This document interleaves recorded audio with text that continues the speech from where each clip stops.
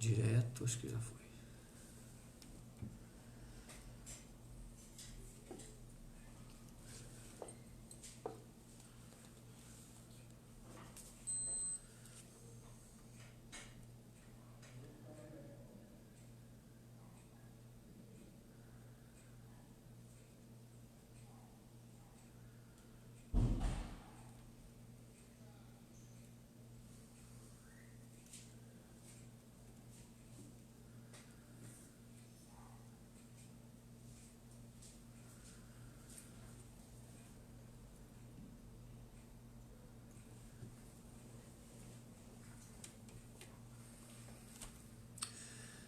Boa noite a todos, sejam bem-vindos à nossa sequência aqui de lives, né? Que nós preparamos, eu e minha equipe preparamos com muito carinho aqui para levar informações preciosas para vocês que estão aí do outro lado.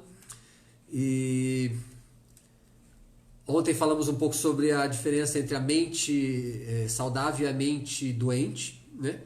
E o vídeo está disponível, os vídeos todos vão ficar disponíveis para vocês.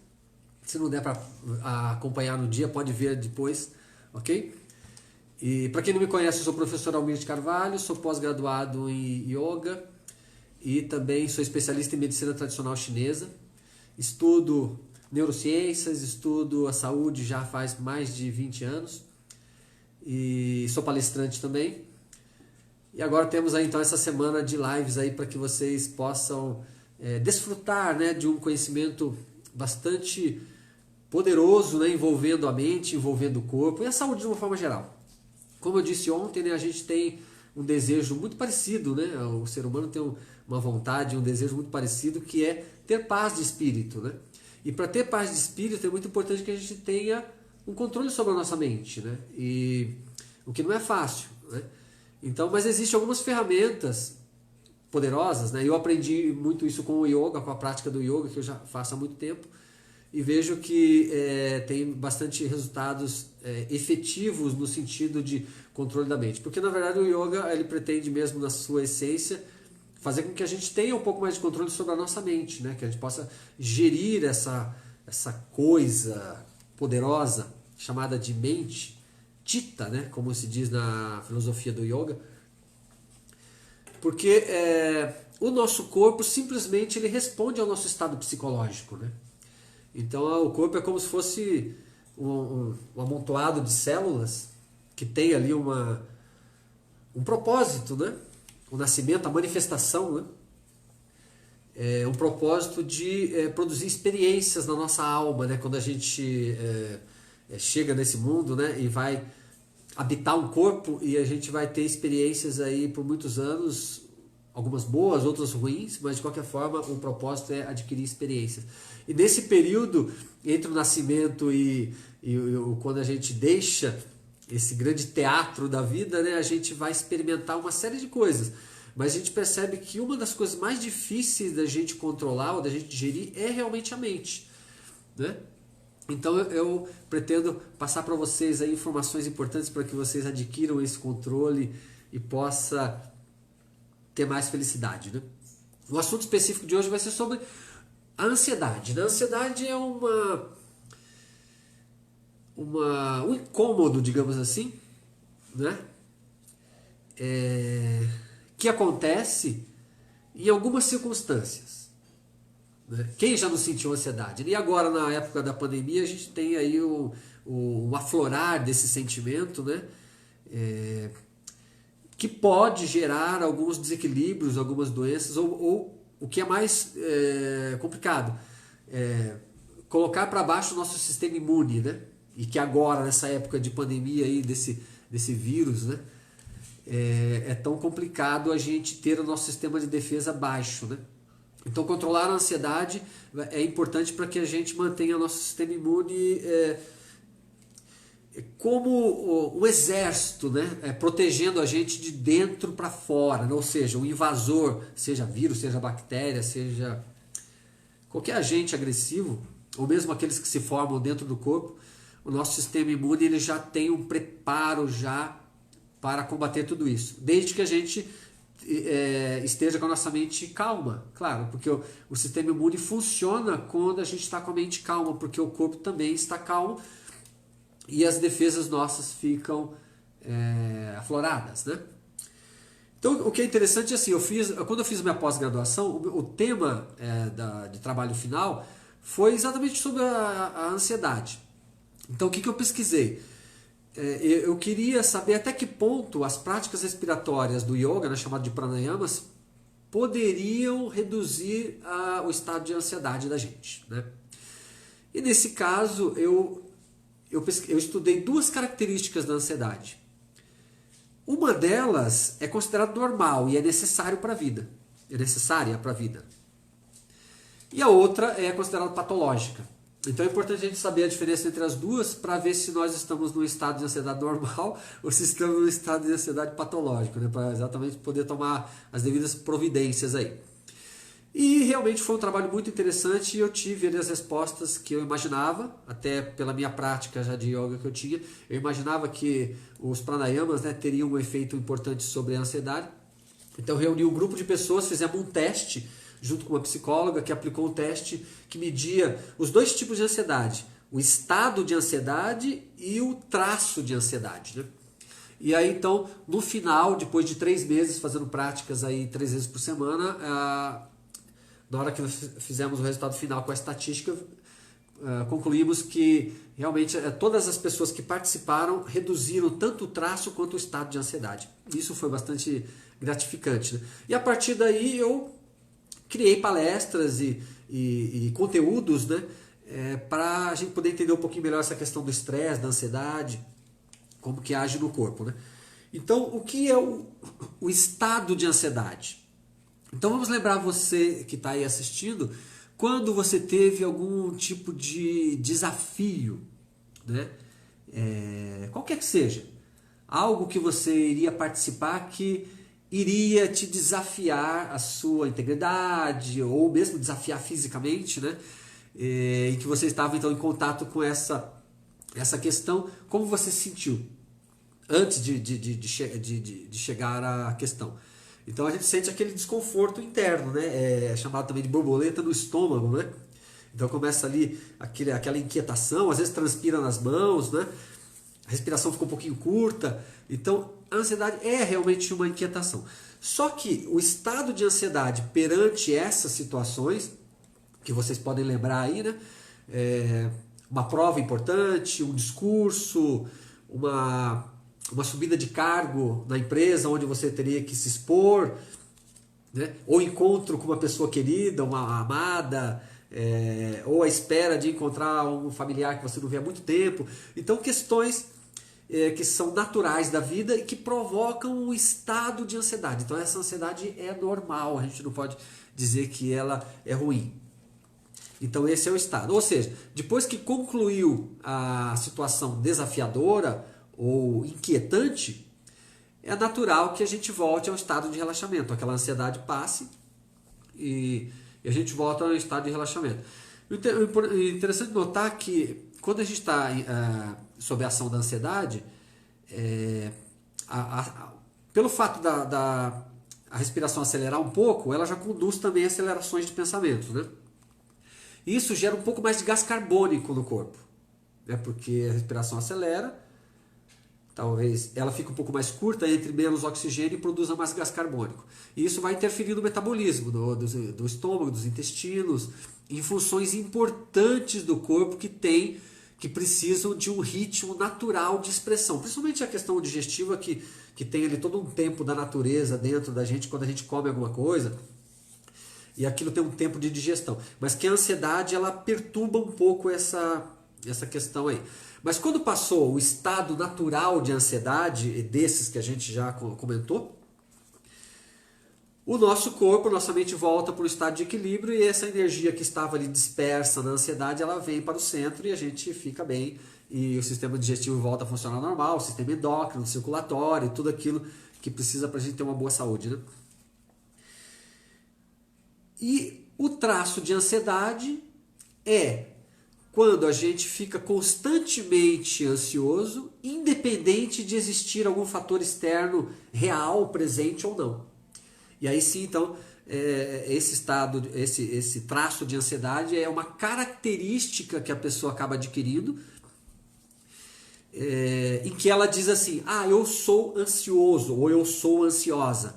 Então, porque a pessoa vivencia aquilo todos os dias, independente de ter algum agente externo afetando ela, e ela então entende que ela, ou outras pessoas dizem para ela que ela é ansiosa. Então a gente assume essa crença e aí sim a gente vai vivenciar esse gatilho da ansiedade em todos os momentos. Mesmo quando a gente não tem, ou quando a gente está deitado no sofá ali aparentemente tranquilos, a nossa cabeça está ali agitada, está inquieta, está ansiosa, né? E observa que essa ansiedade, né, no caso do traço de ansiedade, a característica principal desse traço é que ele tira a gente do momento presente, ou seja, do estado, o famoso estado do aqui e agora, né? E ao tirar a gente do momento presente, a gente se perde no tempo. Ou seja, a gente não consegue observar o que acontece agora, presente. Ou seja, daquilo que você está fazendo, daquilo que você está comendo, da conversa que você está tendo com alguém, com alguma pessoa. Ou qualquer tipo de experiência que toma um tempo seu ali no presente, a ansiedade ela tira a gente daquela ação presente e nos coloca num futuro hipotético, né? Que possivelmente ou provavelmente não irá acontecer. Mas ela deixa a gente fora de tempo. Então essa desconexão entre o corpo estar num lugar e a mente estar em outro, isso que gera um desequilíbrio. Que se perdurar por um tempo, né, um determinado tempo, não voltar para o centro de equilíbrio, vai perturbar o seu sono, vai perturbar o seu sistema digestivo, vai derrubar suas defesas, você vai ficar vulnerável a pegar vírus, bactérias, vai atrapalhar suas relações, né, porque se a gente está com o corpo aqui e a cabeça lá no futuro, a gente não consegue prestar atenção em quem está com a gente aqui presente, né? Então é super importante que a gente administre esse traço de ansiedade para que a gente tenha momentos de paz e tranquilidade. Então, o que está por trás desse traço de ansiedade? Ou seja, por que a gente tem o traço de ansiedade? Se a ansiedade, estado, ela é natural, todo mundo sente, todo mundo vai sentir durante a vida toda, e é bom e é natural, por que a gente fica no estado do traço de ansiedade, que é o patológico? Então existem vários motivos, mas os motivos gerais, digamos assim, os grandiosos, que estão ali na base. Lembra que ontem eu dei a palestra e eu falei do conceito do iceberg, né? Ou seja, 20% do nosso ser é consciente e 80% é inconsciente. Então, ali naquele inconsciente é onde está a grande razão do traço de ansiedade. Muitas coisas que a gente não conhece, ou seja, por que eu estou tão ansioso? Por que eu estou tão inquieto? Por que eu sou assim? Eu não entendo. A minha vida está uma maravilha, as coisas estão acontecendo, não tem nada aparentemente ruim, não tem ninguém doente, eu tenho trabalho, tenho tudo. Por que eu tenho essa inquietação? Né? Então por quê? Porque a gente adquire uma hereditariedade social. Uma das coisas é essa. Ou seja, se a gente for voltar lá atrás, nos nossos antepassados, existem conceitos relacionados à hereditariedade social que são passados de geração em geração. Ou seja, voltando muito lá atrás mesmo, nessa hereditariedade social, a gente traz com a gente medos, né? Medos que os nossos povos antigos passavam até para sobreviver. Né? Vamos falar ali dos homens das cavernas, por exemplo, os medos que eles tinham ali de enfrentar a vida deles, de enfrentar os animais e de conseguir se realizarem, ou a iminência de morrer a qualquer momento, né, sendo comido por algum animal naquele período, ou mesmo ser atacado por alguma gangue da inimiga. Temos também as culpas. As hereditariedades antigas também nos trazem uma culpa, muitas delas com conceitos até religiosos, né? A culpa, né? A gente sente culpa das coisas, de ter feito, de não ter feito, de ter magoado, de não ter magoado. Então a gente carrega isso no nosso gene, né? A gente traz isso dessa hereditariedade social, né? E também as crenças, né? As crenças que os povos antigos tinham com relação à morte, com relação à vida, com relação à divindade, ou seja, as crenças de que vou para o céu ou vou para o inferno, ou crenças de que ser homem é assim, ser mulher é dessa forma, ou isso é certo, isso é errado, eu devo ir, não devo ir, eu acredito em mim ou não acredito. Então as variadas crenças que a gente recebe, que chega pra gente ali, ou seja, a gente já nasce já carregando esse fardo, né? Claro que tem crenças boas também, claro. A hereditariedade ela vem completa, né? Mas a parte negativa da hereditariedade a gente já recebe logo ao nascimento, né? E esses três, né, tanto o medo, como a culpa, como as crenças, formam um comportamento, uma maneira de agir. Ou seja, nós acabamos agindo de acordo com o nosso comportamento. Ou seja, agindo de forma ansiosa, né, estressada. Né? E por falar em medo, né, o medo está um pouquinho na base da ansiedade, né? O Napoleão Hill, né, no seu livro A Lei do Triunfo, ele classifica 6 medos básicos que a gente tem e que a gente herda através da hereditariedade social. Né? Um deles é o medo de perder o amor de alguém. Ou seja, a gente já nasce com esse medo, né? Perder o amor de alguém. Nasce com medo da crítica também. Medo da pobreza também é um medo muito forte, né? Medo da velhice e junto com a velhice o medo de ter uma doença na velhice e por fim o medo da morte. Então esses 6 medos básicos a gente já herda, já nasce com eles, porque os nossos pais, nossos avós, nossos bisavós já tinham esses medos e eles são transferidos para a gente, né?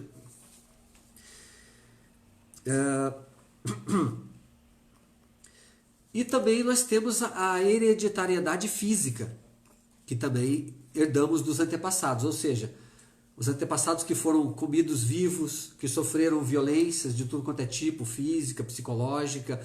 Então as pessoas de antigamente que tinham muitas crenças de que deviam dar duro na vida, ou que a vida era dura para elas, ou que passavam por grandes guerras e viam pessoas morrendo ao seu lado, e entendiam que a vida era muito dura, muito difícil.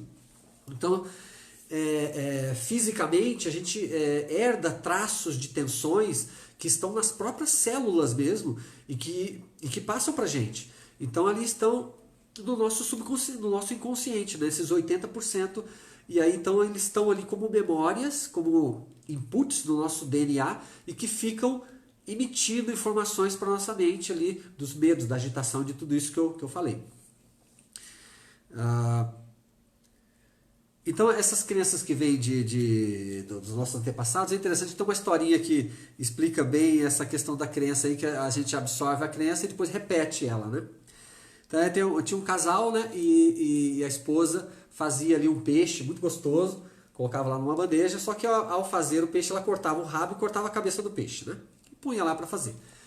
Aí depois de algumas vezes o marido ficou curioso e pensou, né? Eu vou perguntar para ela, né? Por que ela cortava o rabo e cortava a cabeça do peixe, né? Maria, por que você corta o rabo e a cabeça do peixe, né? Para fazer o peixe? O rabo é gostoso, fica ali, né? Crocante. E a cabeça também tem algumas partes ali gostosas e tal. Por que você corta? Aí ela falou, a esposa falou assim, olha, eu não sei, eu faço a receita como aprendi da minha mãe. Ela me ensinou assim, eu faço assim. Aí o marido curioso falou, então eu vou ligar para tua mãe. Foi lá, ligou para a mãe dela e perguntou, Joana, por que a senhora ensinou a Maria a fazer o peixe, né, cortando o rabo e cortando a cabeça, né, quando vai assar? Aí ela falou, olha, Pedro, não sei, a minha mãe me ensinou assim, foi assim que eu aprendi, assim que eu faço. E é gostoso, você não gosta? Gosto, não gosto, claro, é só curiosidade. Aí ele falou, vou ligar para a avó da Maria. Aí foi e ligou. Aí ele ligou para a velhinha e perguntou a mesma coisa, né? Por que a filha e a neta faz o peixe cortando o rabinho e cortando a cabeça. Aí ela falou assim, olha, Pedro, eu faço isso porque eu faço assim porque eu sempre fiz assim porque a minha bandeja era curta, era pequena, era a única que eu tinha. Então eu cortava o rabo e a cabeça para caber na bandeja. Bom, então, então isso é para explicar que a gente recebe uma forma de pensar, uma forma de agir, uma forma de fazer e vai simplesmente fazendo e às vezes nem pensa por que está fazendo daquele jeito, né? Isso acontece nas nossas ações físicas e também nas nossas questões psicológicas, né? Bom, então o tema de hoje então era para a gente falar um pouco sobre essas duas questões. Agora, o que eu sugiro para que a gente trabalhe essa ansiedade no sentido de corrigir principalmente o traço de ansiedade, né? Então eu deixei aqui uma prática que eu quero que vocês façam. Por exemplo, você pode sentar, fechar os olhos e observar os seus pensamentos. Então você vai sentar, fechar os olhos. Vamos fazer uma prática agora, eu quero que vocês façam agora, que eu vou conduzindo aqui, depois vocês façam no dia a dia. Então fecha os olhos e perceba os seus pensamentos. Veja que esses pensamentos aparecem na tua mente sem que você tenha necessariamente autorizado, né? E agora observe esses pensamentos. Uma parte deles pode ser negativa, uma outra parte pode ser positiva.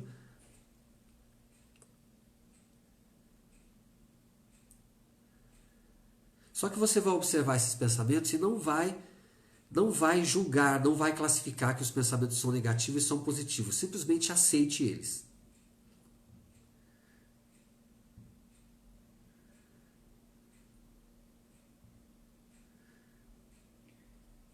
Agora, se você tiver aí como anotar, se tiver um caderno que você possa anotar aí, vai ser interessante para fazer essa parte do exercício aqui, vai ser fundamental. Então pega um caderno, eu dou um tempinho para você pegar um caderno e uma caneta aí. Porque agora essa parte é a parte da exteriorização do exercício, né?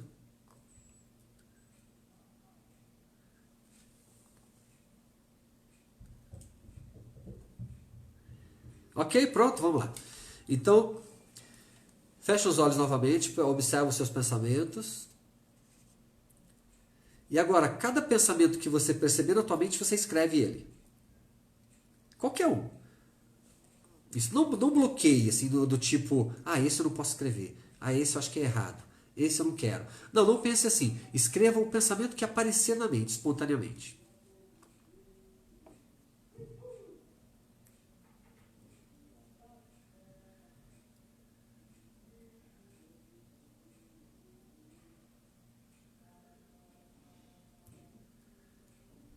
Isso. Muito bem. Claro que se você ficar mais tempo aí, deve aparecer mais pensamentos, mas é só como um exercício inicial para você aprender. E agora você olhando para esses pensamentos, você vai separar aqueles que são positivos e aqueles que são negativos. Não tem problema se só tiver pensamentos negativos. Não tem problema. Isso é muito comum, viu? E aí o que você vai fazer agora como próximo exercício? Uma vez que você escreveu, você tem consciência do que passa na tua mente, né? Provavelmente esses pensamentos negativos são os pensamentos que provocam ansiedade em você, que já estão aí automáticos, herdados daquela forma já que eu mencionei. Então o que você vai pensar agora? Eu posso fazer alguma coisa com relação a esses pensamentos? A esses problemas que esses pensamentos me trazem? Eu consigo fazer alguma coisa prática? Então se você consegue fazer alguma coisa prática, você escreve aí imediatamente. Eu consigo fazer isso, isso, isso e isso para resolver essa questão desses pensamentos que estão vindo na minha mente negativos. Escreve isso. Se você vê que não depende de você, que não dá para fazer isso agora, que não tem como ter uma ação prática, deixa ele de lado. Solta para o universo, deixa que o universo cuida dele.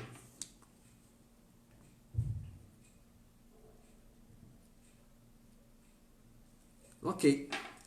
Muito bem. Então esse é um exercício muito simples, mas que ajuda bastante a você. Em primeiro lugar, conhecer um pouco mais os pensamentos negativos e os seus pensamentos que estão no inconsciente, né? Aqueles que foram herdados lá e que estão na base ali da sua inquietação, da sua ansiedade, do traço de ansiedade, no caso que é a ansiedade crônica.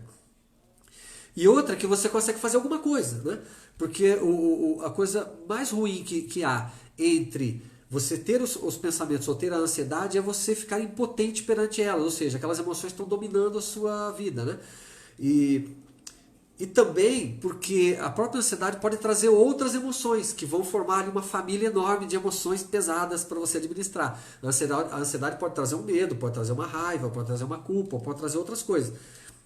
Mas a partir do momento que você identifica os pensamentos ali que estão por trás dessa ansiedade e tome uma atitude prática para fazer alguma coisa, ou que você abandone esses pensamentos porque você não consegue fazer nada com eles, você passa a viver mais presente, mais em paz consigo mesmo e com as outras pessoas.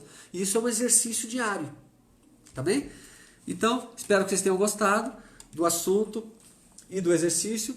E também, claro, se você tiver a oportunidade de fazer as aulas de yoga, o yoga trabalha todas essas questões de uma forma envolvente, envolvendo o corpo, respiração, percepção mais profunda de si mesmo. Tem as aulas online que vocês podem entrar em contato, eu passo maiores informações. E também, com relação a perguntas, vocês podem fazer perguntas aí agora. A gente tem um tempinho ainda para responder algumas perguntas. Não sei se eu vou conseguir responder todas. As que eu não conseguir, vocês deixam aqui, quem está no Facebook deixa as perguntas aí nos comentários, né? E quem está no Instagram deixa numa caixa de perguntas ali que depois eu vou responder na medida do possível. Quer dizer, eu vou fazer um esforço para responder todas, tá bem? Então o que vocês gostariam de perguntar?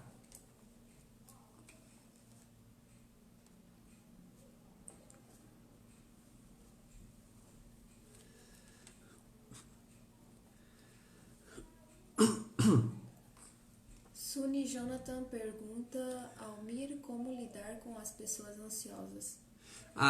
Então Sani, obrigado Sani pela pergunta. É uma pergunta bastante interessante porque no caso ele perguntou como que a gente faz para lidar com pessoas ansiosas, né? Então, primeiro ponto é assim, se a gente tem pessoas ansiosas em que a gente tem contato, é porque a gente também tem ansiedade, porque as pessoas ou o meio que a gente convive nada mais do que o reflexo da nossa mente. Por quê? Porque a nossa mente atrai semelhantes, né? Semelhança. Então, se a gente tem do lado da gente uma pessoa que é ansiosa, é porque a gente também é.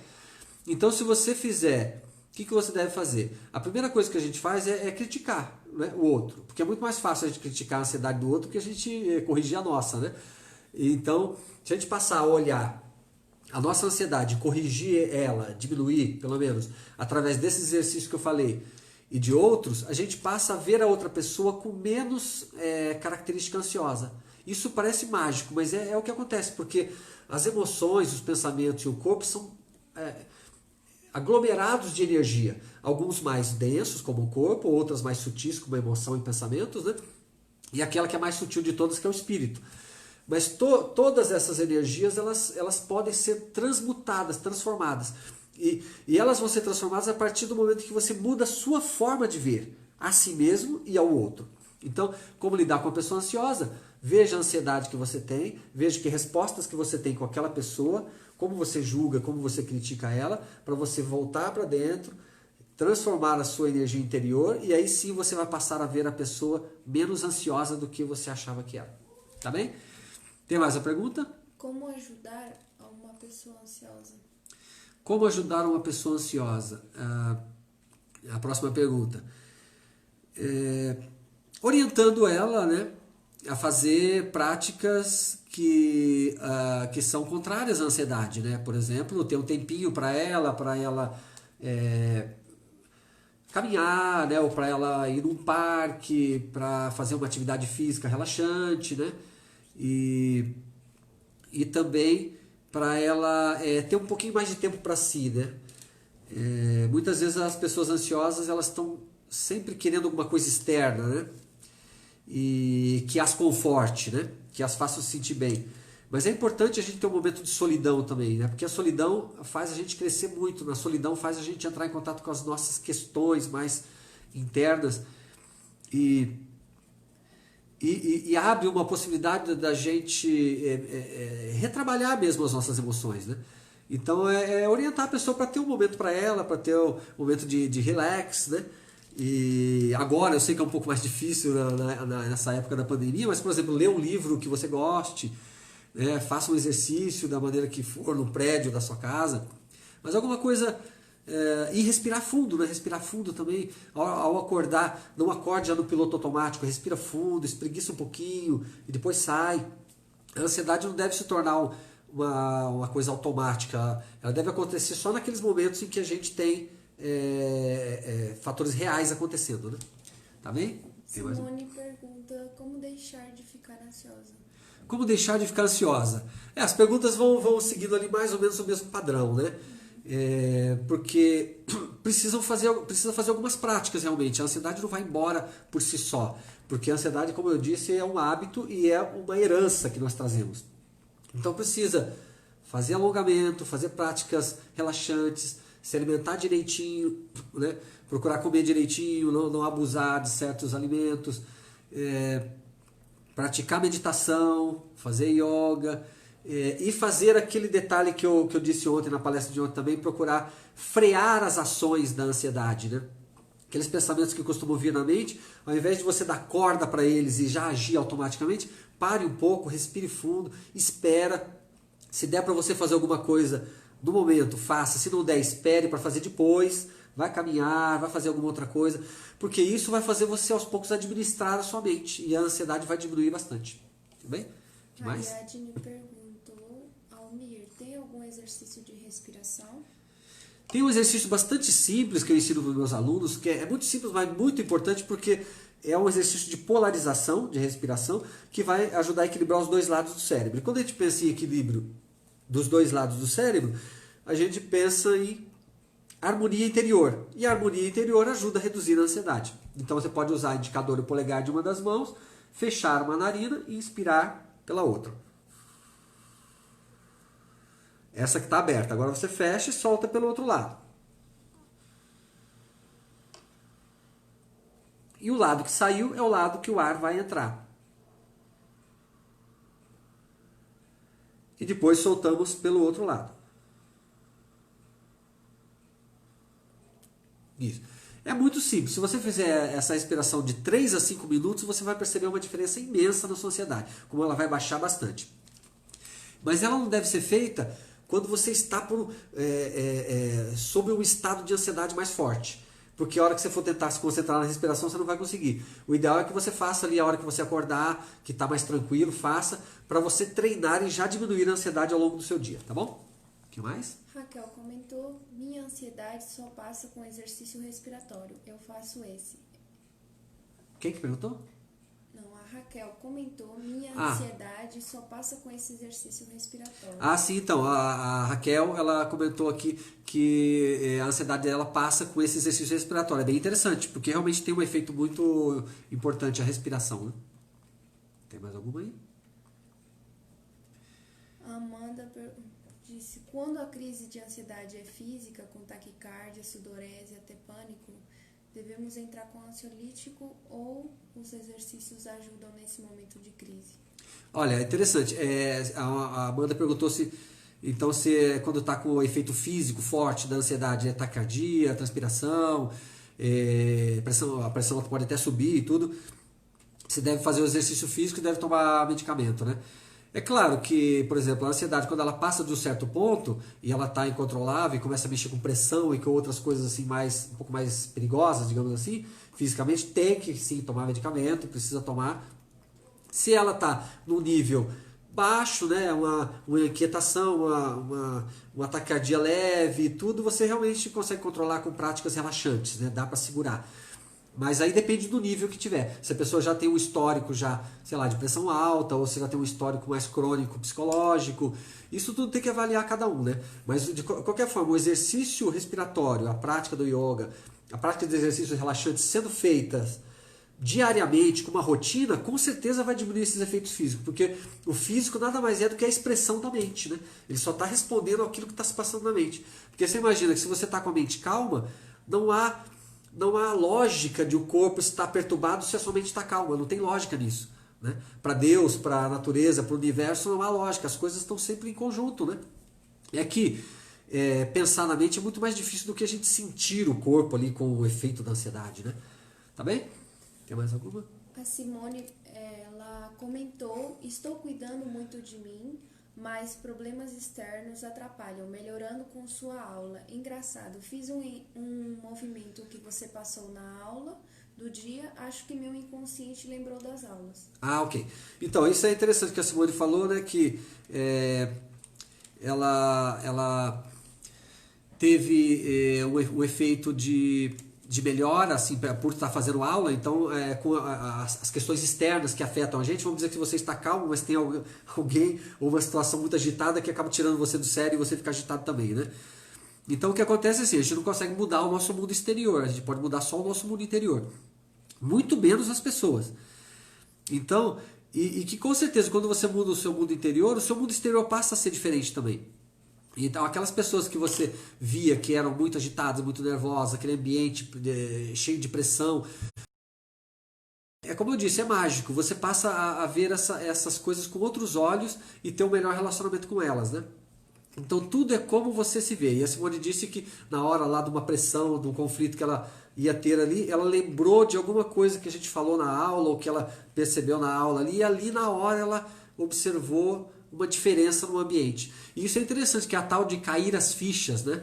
Então a gente vai exercitando e vai treinando, e aí as fichas vão caindo aos poucos de como a gente reagir no nosso mundo, né? Obrigado, viu? Jonathan perguntou, essas práticas não têm contraindicação? Então, o Jonathan pergunta se as práticas têm contraindicação. Sim, dependendo da prática, por exemplo, prática do yoga. Sim, tem contraindicações, né? Inclusive nas aulas eu até menciono essas contraindicações. E eu faço uma adaptação.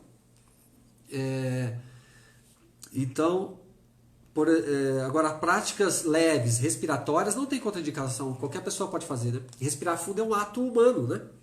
Então, os animais todos, eles respiram de forma correta. Porque está no instinto deles respirar de forma correta para ter uma vida e uma expressão.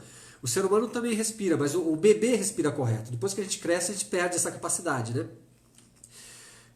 Exatamente pelas crenças e pelas tensões que a gente vai adquirindo.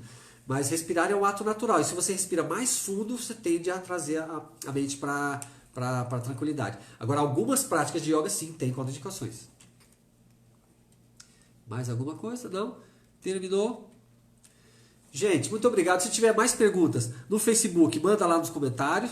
No Instagram, manda na caixinha de perguntas que eu vou responder para vocês, tá bom? Muito obrigado. E amanhã, então, vamos fazer mais uma prática. Amanhã, se eu não me engano, é a prática de yoga, o que o yoga pode fazer por você. A gente vai fazer uma parte teórica e uma parte prática. Então, estejam aí numa situação em que vocês possam alongar, possam mexer com o corpo, tá bem? Muito obrigado. Namastê.